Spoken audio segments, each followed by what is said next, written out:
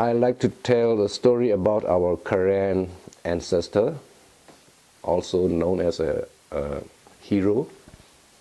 His name is Thomepa. Thomepa means is a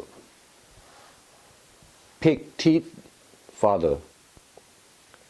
There's a story that when our current people live in Mongolia highland, maybe more than 2,000 years ago, and that Thomepa lived with those people, and because of the population is increasing and then they're crowded in the area, they decided to seek another land for their dwelling, and then they started to leave Mongolia highland further south, and then they can see any other proper land for their living. And Thomepa was an old man, but he is very strong man and very smart, and also he has a very good sense of humor. He loved the kids, he loved the young people, and always he called the kids to get together at his place, and he tells the story. A lot of stories. There are very funny stories, very exciting stories. So children love Thomepa very much because they enjoy his storytelling, and then they respect him. And one of the days, when they lived somewhere between Mongolia and nowadays we call it Burma. When they were on their way, they settled somewhere else, and then they plant their vegetables and other fruit trees.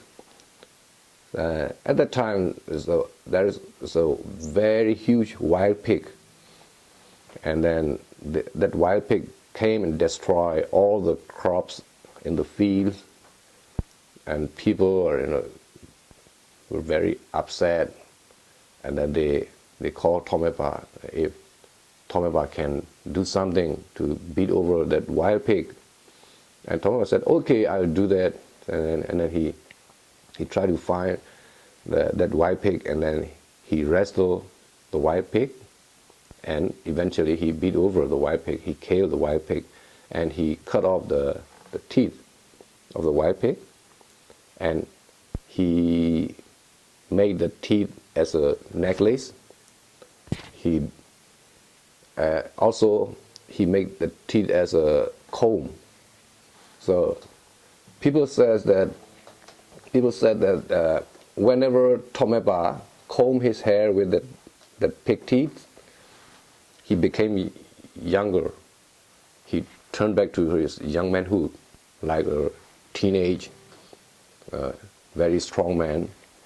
And then they put Thomepa as their leader, and then they moved further south. And then when they reached the river, nowadays called Salween River, then they camp on the riverside. They take the rest and they camp at the riverside. And people found that in the river there is lots of spiral shells, and they collect the shells from the river and they cook it. They cook them and they eat it, and very delicious. So people enjoy to eat the shells from the river. And when the time has come, Thomepa warned them that now get ready, we have to move to go to another place to seek to looking for another proper land for us. But they don't listen to Thomepa. They said, as long as the shells are in the river, we don't want to move anyway. We want to eat the shells here. We will stay here for a while. If you want to move, you can move by yourself. We will follow you later. And Tomeba said, well, okay, I'm going to go ahead. I'm going to go first. And then you follow my track. So I can cut down all the banana trees I saw on my way, yeah, for you as a mark. So you can follow my track. Whenever you want to follow, you can follow my track. But don't take so long here. And then Tomeba left them, and then he cuts down all the banana trees he found on the way. And maybe a year later, when people start aware that there's no shells in the river, then they realize, oh, Tomeba said that you have to follow his track. So they try to looking for the track of the Tomeba, but all the banana trees grew up already, and they couldn't find any clue, any track of the Tomeba, and they lost Tomeba. Since that time, our current people lost our hero. So that's a tale for the children whenever they want to listen to the story. So I used to tell the young children that story, so they enjoy that story.